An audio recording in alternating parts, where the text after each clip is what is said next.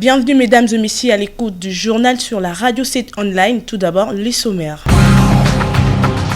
La remise et reprise entre Denis Kadima, nouveau locataire de la CENI, et les sortants Corneille Nangaa a eu lieu ce vendredi au siège de cette institution. Lancement officiel du projet sur les réformes législatives a été lancé par la nouvelle société civile ce vendredi. Voilà tout pour les titres, le détail soupé.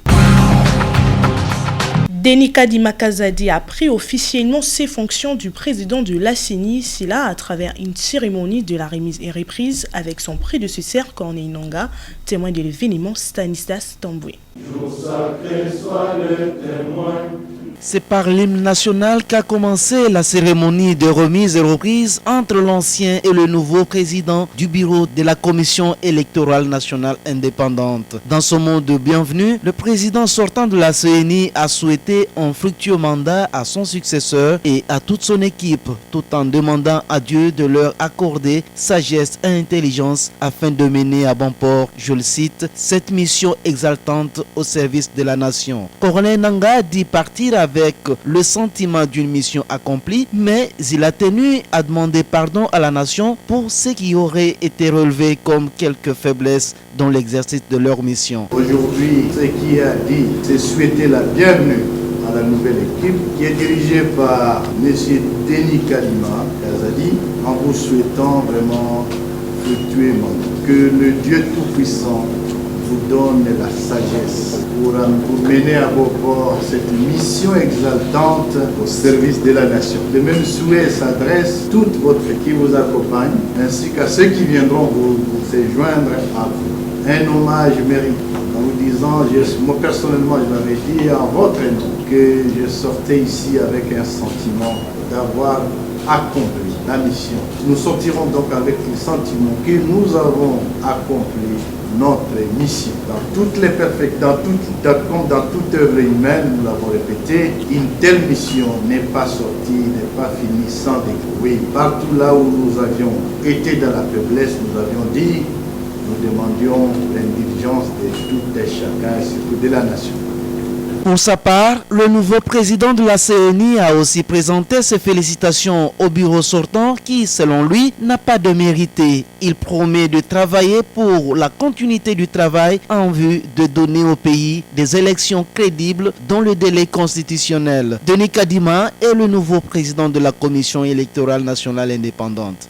Mes collègues et moi-même sommes déterminés à travailler pour donner au pays des scrutins crédibles dans le délai constitutionnel. Pour arriver à de telles élections, la CENI doit continuer à investir principalement dans ses ressources humaines, qui du reste constituent la pierre angulaire de cet édifice institutionnel. Au nom de la nouvelle équipe de la CENI et au mien propre, je voudrais une fois de plus, comme je l'ai fait à Béatrice Hôtel, féliciter le président Corneille Nangaa, son équipe ainsi que tout le personnel de la CENI pour le travail accompli, et leur expérience et l'œuvre considérable pour lesquelles nous allons bâtir. Chers collègues, reconnaissant une fois de plus le rôle central que jouent les ressources humaines dans toute institution, j'aimerais informer tous les agents et cadres de la CENI, aussi bien à Kinshasa que dans les 25 autres provinces, que nous sommes en train de nous informer sur votre situation, en vue d'identifier les solutions possibles aux défis auxquels vous êtes confrontés. Sans verser dans la démagogie, je voudrais vous rassurer que nous ferons tout ce qui est à notre portée afin de trouver des réponses idoines. C'est une page qui est tournée et une autre vient de s'ouvrir pour la tenue des prochaines élections en 2023. À présent, l'heure est au travail pour ne pas manquer ce rendez-vous attendu par tous les Congolais. Lancement de travaux sur les préparatifs du sommet coopératif d'Afrique pour l'Afrique qui se tiendra en février 2022, ce jeudi 28 octobre à Kinshasa, au siège COP dans la commune de Lingwala. Maria Pembi pour le commentaire. Les travaux préparatifs du lancement du sommet coopératif d'Afrique pour l'Afrique se sont poursuivis dans la commune de Lingwala, dans la salle Garamba, l'immeuble administratif du gouvernement, en présence de plusieurs pays membres, Kenya, Rwanda, Burundi, Cameroun, Sénégal, pour ne citer que cela, et ceux de la République démocratique du Congo, entre autres, la ville-province de Kinshasa, Sud et Nord Kivu, Congo central, quelques représentants du membre du gouvernement Les étudiants de l'UNIKIN, c'est vendredi 29 octobre, avec les participants, il était question de partage d'expériences avec le pays membre Rwanda, Burundi et la série des questions-réponses. Dr Doudou Mirefou, le président de l'Africop en République démocratique du Congo, explique. Aujourd'hui, on se plus axé sur les thématiques qui ont trait à la participation, notamment des jeunes et des femmes. D'autant plus que ces deux catégories de personnes-là constituent 70% de notre population. En outre, elles contribuent au financement ou au maintien de 70% des ménages en RDC, comme en Afrique francophone et comme dans d'autres pays d'Afrique. Et donc, nous avons voulu mettre en avant ces jeunes-là qui demain vont faire une économie inclusive, une économie vraiment africaine, qui vont faire ce que nous pouvions produire localement, que nous pouvons avoir demain des produits made in Congo, et les femmes là qui sont en train de nourrir les enfants, de les envoyer à l'école, et c'est là grâce aux coopératives comme instrument qui fait une économie inclusive. C'est cela dont il s'agit, et bien sûr, on a parlé du cadre légal, parce que notre rôle en tant que coopérative, c'est de promouvoir ce modèle économique et social-là, mais le rôle du gouvernement, c'est de mettre en place le cadre légal, qu'on appelle encore le climat des affaires favorables aux coopératives. Retenons que ces travaux se clôturent ce samedi 30 octobre 2021 et là, il sera question de partage d'expériences avec les autorités du gouvernement et d'autres pays membres. La nouvelle société civile congolaise a lancé officiellement ce vendredi 29 octobre 2021 le projet sur les réformes législatives conformes aux standards internationaux en matière de loi garantissant l'égalité de vie et droits de la femme. Reportage de Willy Mouka et Tonton Boteke. Cette activité a eu pour cadre la salle de réunion du centre Thérésianum dans la commune de Kintambo. Pendant 3 ans, la nouvelle société civile congolaise, appuyée par l'organisation non gouvernementale suédoise Diakonia, va renforcer les capacités de plusieurs membres dans plusieurs provinces de la RDC. Jonas Tchombela, coordonnateur national de la nouvelle société civile congolaise, donne les objectifs globaux et spécifiques. Sommairement, on peut dire que le projet vise les réformes qui garantissent l'égalité des sexes et droits de la femme et qui doivent être conformes aux standards internationaux.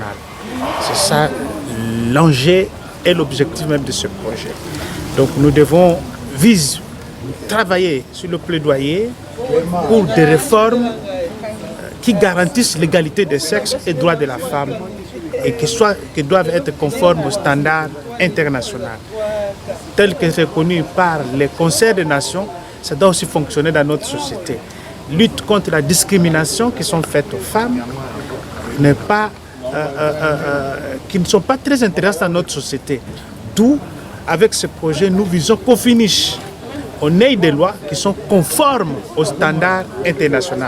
Si ces lois existent, nous allons jouer pour qu'elles soient appliquées. Si elles n'existent pas, nous allons travailler pour qu'elles puissent exister, pour qu'elles soient conformes aux standards internationaux.